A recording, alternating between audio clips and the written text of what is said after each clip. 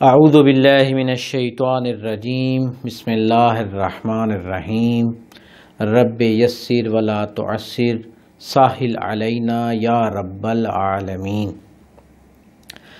اللہم صلی علی محمد وآل محمد وعجل فرجہم۔ فقہی احکام کی سلسلہ وار گفتگو۔ اپنی پہلی گفتگو میں ہم نے انتہائی اہم موضوع کی طرف اشارہ کیا تھا کہ جو استبراء کا موضوع تھا کہ استبراء کا کیا فائدہ ہے، اس کا مقصد کیا ہے اور اس کا طریقہ کیا ہے۔ اسی سے متصل گفتگو ہے کہ جس کو آج ہم بیان کرنا چاہتے ہیں، اور وہ یہ ہے کہ انسان کے جسم سے نکلنے والی کون کون سی رطوبتیں پاک ہیں اور کون کون سی رطوبتیں نجس ہیں۔ ٹوٹل انسان کے جسم سے 5 قسم کی رطوبتیں خارج ہو سکتی ہیں۔ سب سے پہلے منی، پیشاب، وضی، ودی اور مذی۔ ان میں کون سی پاک ہیں اور کون سی نجس ہیں، اور یہ کون کون سی رطوبتیں ہیں۔ منی اور پیشاب یہ تو واضح ہے کہ یہ نجس ہے۔ منی خارج ہو تو انسان کے اوپر غسل بھی واجب ہو جاتا ہے، اگرچہ اس کے تفصیلی احکام انشاءاللہ غسل جنابت میں بیان کیے جائیں گے۔ پیشاب یہ بھی نجس ہے، چاہے بچہ ہو، چاہے بڑا ہو، چاہے بزرگ ہو، چاہے دودھ پیتا بچہ ہو، نجس ہے۔ پس منی اور پیشاب یہ 2 رطوبتیں نجس ہیں۔ اس کے بعد ایک رطوبت ہے مذی۔ وہ کون سی رطوبت ہے کہ جب انسان بعض اوقات تھوڑی سی شہوت میں آتا ہے، اس کے آلہ تناسل سے ایک ہلکی سی رطوبت خارج ہوتی ہے۔ مثلاً میاں بیوی آپس میں کھیل رہے ہیں، میاں بیوی آپس میں مذاق کر رہے ہیں، یا فقط آپس میں بوس و کنار کر رہے ہیں، اور مرد کے عضو خاص سے کچھ رطوبت کے قطرے خارج ہوتے ہیں، تو یہ رطوبت مذی کہلاتی ہے، یہ پاک ہے، اور اس کے نکلنے سے غسل بھی واجب نہیں ہوگا۔ دوسری رطوبت جو پاک ہے وہ ہے وضی۔ مذی بیان کر دیا کہ مرد اور عورت جب آپس میں کھیلتے ہیں یا مذاق کرتے ہیں یا بوس و کنار کرتے ہیں، اور ایک تو قطرے مرد کے عضو خاص سے خارج ہوں تو اس کو مذی کہا جاتا ہے۔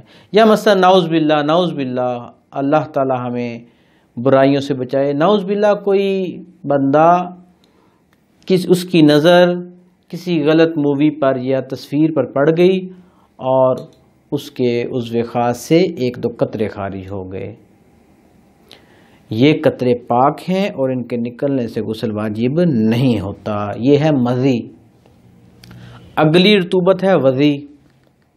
وضی کون سی رطوبت ہے کہ جب انسان مباشرت کر لے یا جب انسان کی منی خارج ہو جائے سوتے ہوئے، یعنی جس طریقے سے بھی انسان کی منی خارج ہو، منی خارج ہونے کے بعد جب یقین ہو جائے کہ اب منی باقی نہیں رہی، منی خارج ہونے کے بعد جو رطوبت نکلتی ہے اس کو وضی کہا جاتا ہے، وہ رطوبت بھی پاک ہے۔ ایک اور رطوبت ہے، اس کو کہا جاتا ہے ودی۔ ودی کون سی رطوبت ہے کہ وہ رطوبت جب انسان پیشاب کر لیتا ہے اور اس کو اطمینان ہو جاتا ہے کہ اب نالی میں پیشاب باقی نہیں رہا، اور اس کے بعد کوئی رطوبت خارج ہو جائے، اس کو ودی کہا جاتا ہے، یہ بھی پاک ہے۔ پس پیشاب، منی یہ دونوں رطوبتیں نجس ہیں، لیکن مذی، وضی اور ودی یہ 3 رطوبتیں پاک ہیں اور ان 3 رطوبتوں کے نکلنے سے غسل بھی واجب نہیں ہوتا۔ یہاں ہم نے آپ کو استبراء کی بحث میں بتایا تھا۔ استبراء میں ایک وقت یہ ہے کہ آپ کو شک پڑتا ہے کہ میں نے استبراء کیا ہے یا نہیں کیا اور رطوبت خارج ہوتی ہے تو یہ رطوبت نجس ہے۔ دوسرا وہ کہ آپ نے استبراء کیا ہے لیکن شک پڑ رہا ہے کہ جو استبراء میں نے کیا ہے وہ استبراء ٹھیک تھا یا نہیں اور رطوبت خارج ہو جائے تو ایسی صورت میں وہ رطوبت پاک شمار ہوگی۔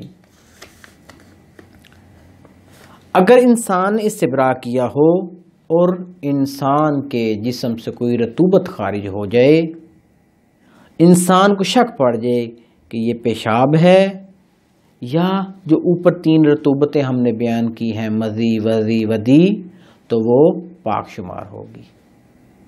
یعنی یہ استبراء کا فائدہ ہے کہ انسان جب استبراء کرتا ہے اس کے بعد اگر کوئی رطوبت خارج ہوتی ہے، انسان کو شک پڑ جاتا ہے کہ یہ رطوبت پاک ہے یعنی پیشاب ہے یا ان رطوبتوں میں سے کوئی ایک ہے، تو وہ رطوبت چونکہ استبراء کیا ہوا ہے وہ رطوبت پاک شمار ہوگی۔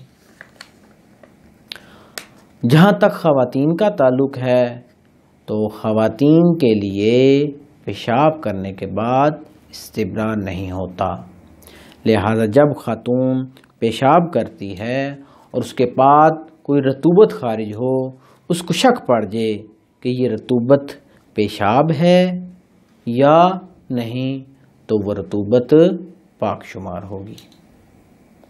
انشاءاللہ ہم اپنی اگلی گفتگو نجاسات کے بارے میں شروع کریں گے۔ صلی اللہ علی محمد وآلہ اجمعین۔